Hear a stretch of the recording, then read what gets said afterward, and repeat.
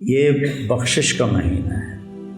اللہ تعالیٰ نے عرش کے اوپر ایک تختی ہے جس پر لکھا ہوا ان رحمتی سبقت غضبی، میری رحمت میرے غصے سے آگے ہے۔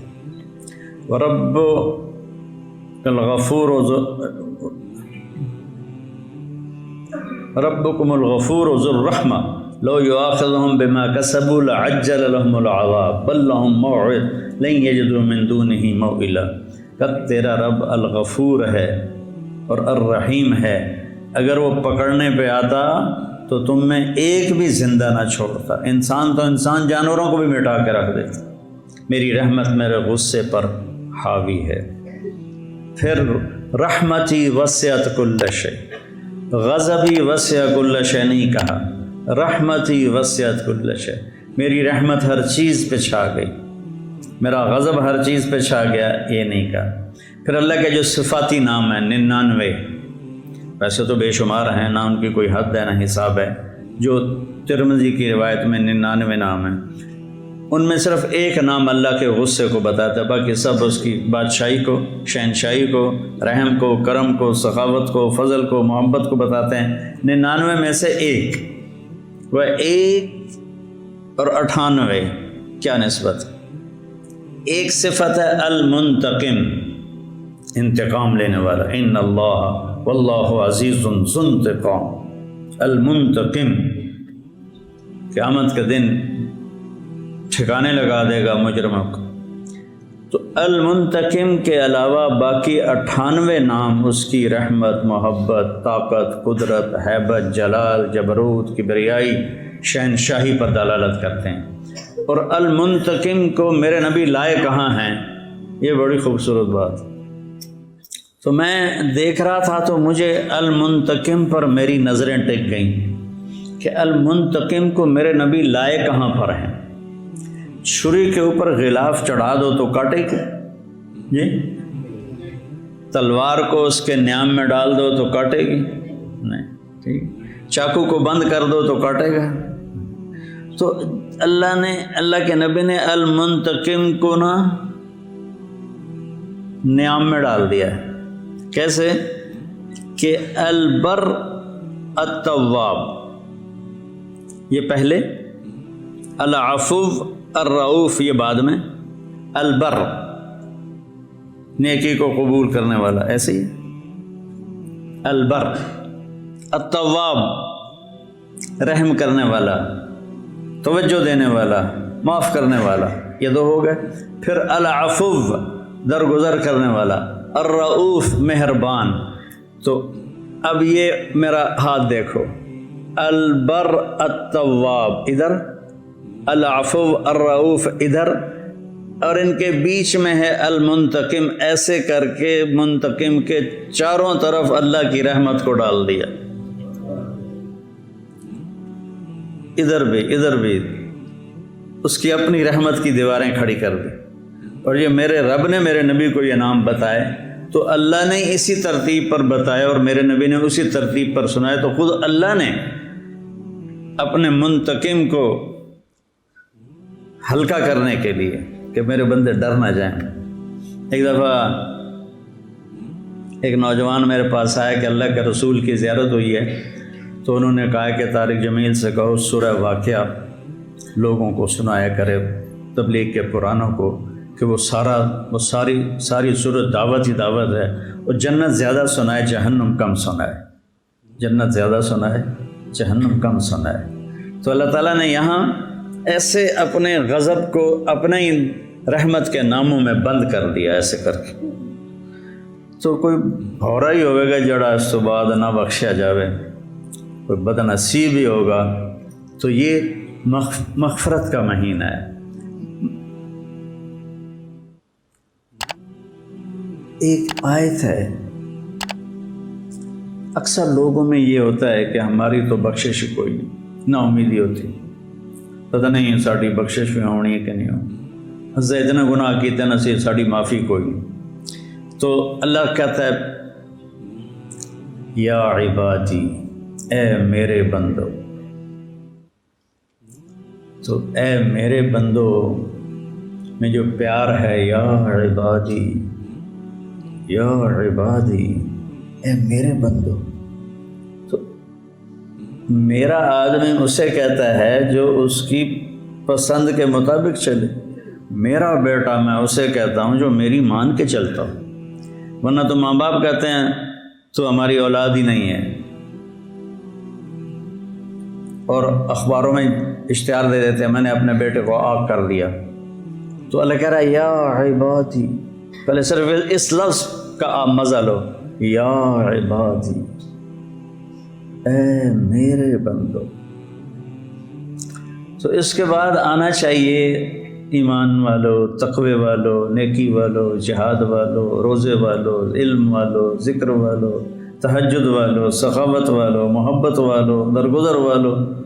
لیکن آگے کا جو جملہ ہے نا وہ تڑپا کے رکھ دیتا ہے، یا عباد.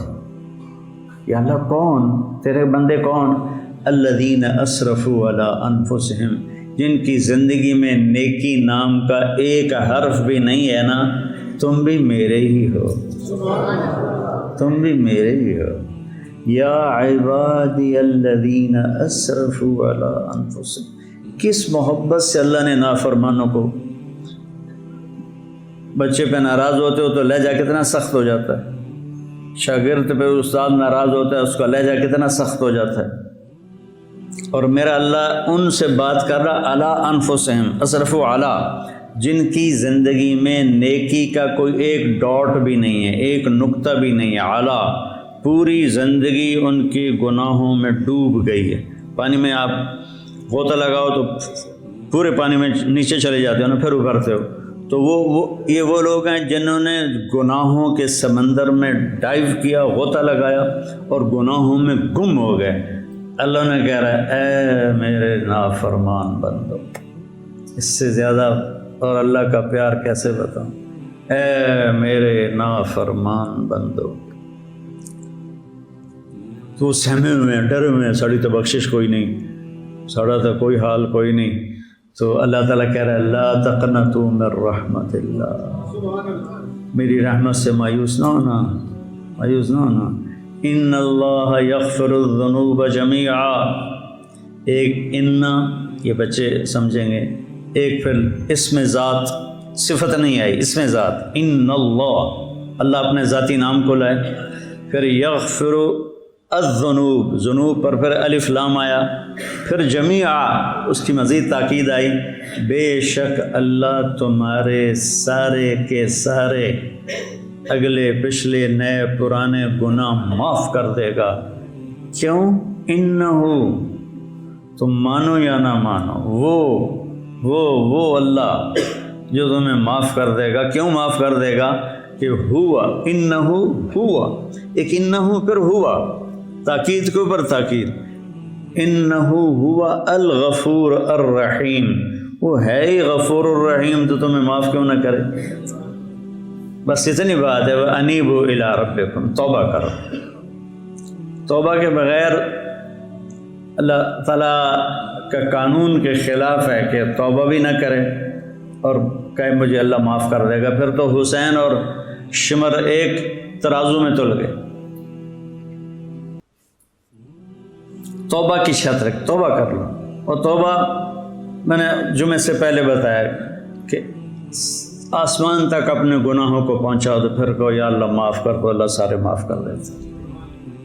تو یہ مغفرت کا عشرہ چل رہا ہے. پھر ایک اور آیت، نبئ عبادی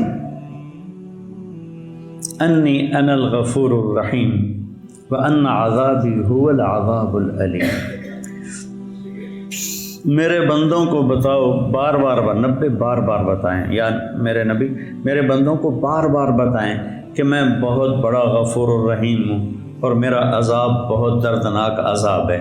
اردو میں ان دونوں جملوں کے وزن میں کوئی فرق نہیں ہے، لیکن عربی میں دونوں جملوں میں بہت بڑا فرق ہے. پہلا جملہ بہت وزنی ہے، دوسرا جملہ اس کے مقابلے میں بہت ہلکا ہے. نبئ عبادی، یہاں پھر آ گیا عبادی، اے میرے بندے سہمے ہوئے ہیں. میں بچپن میں بہت شرارتی تھا اور بڑی مار کھائی اپنی ماں سے.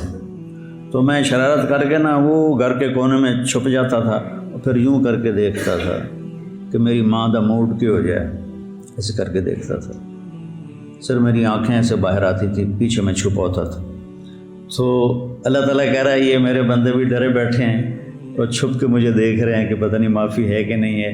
تو نبّئ عبادی، میرے بندوں کو بار بار تسلی دو اور بتاؤ، انی، میں، انا بذات خود، الغفور الرحیم، میں غفور بھی ہوں رحیم بھی ہوں، اپنی ذات کو لائے، میں بذات خود۔ اب عذاب بتانے لگے، یہاں کہا انی انا، میں بذات خود، وہاں کہا میرا عذاب۔ مضاف مضاف الیہ ایک نہیں ہوتے۔ یہ میں کہتا ہوں میرا کرتا، تو کرتا اور چیز ہے، میں اور چیز ہوں، ٹھیک ہے؟ میری پگڑی اور چیز ہے، میں اور چیز ہوں، ٹھیک ہے نا؟ میری کتاب، میرا گھر، میری گاڑی، ہر جگہ میں اور ہوں، چیز اور ہے۔ تو یہاں اللہ کہہ رہا ہے عذاب بھی، میرا عذاب، یعنی اللہ اور ہے، عذاب اور ہے۔ وہاں انی انا، میں بذات خود، یہاں عذاب میرا، عذاب اور ہے، اللہ کی ذات اور ہے۔ پھر اس کو کہا ہوا، وہ دور کر دیا، غائب کا صیغہ استعمال کیا، ہوا۔ وہاں انا، انی انا، اور یہاں ہوا، وہ دور کر دیا، دکھایا نہیں۔ هو العذاب العلیم، وہ بہت بڑا عذاب ہے لیکن دکھایا نہیں۔ میں جب رائمنڈ میں داخل ہوا نا تو بہت سختی تھی، بہت پٹائی ہوتی تھی، بڑی بری طرح۔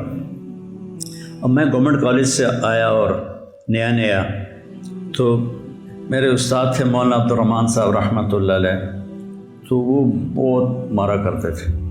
تو وہ مجھے نا کہ مجھے خوف نہ بیٹھ جائے، جب انہوں نے سزا دینی ہوتی تھی نا لڑکوں کو، تو مجھے کہتے جاؤ ذرا لنگر میں وہاں دیکھ کر آؤ، وہاں کام کر کے آؤ پھر آنا۔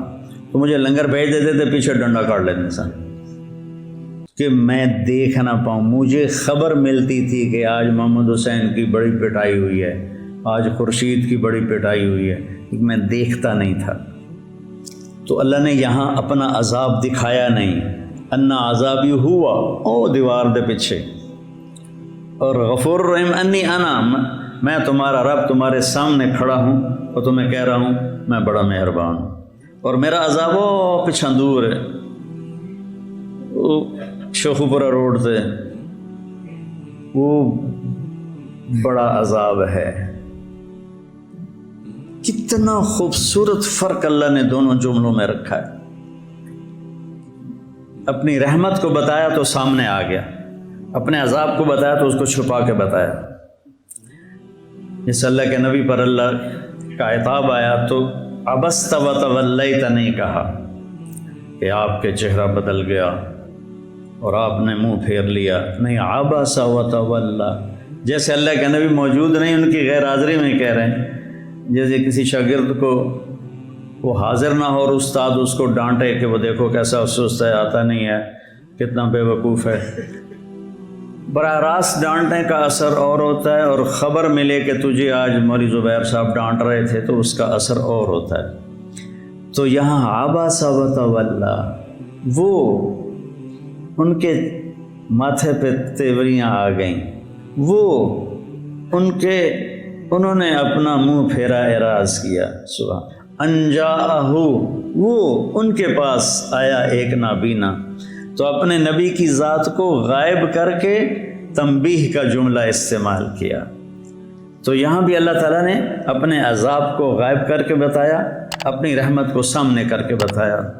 تو یہ جو عشرہ چل رہا ہے بھائیو، یہ مغفرت کا ہے۔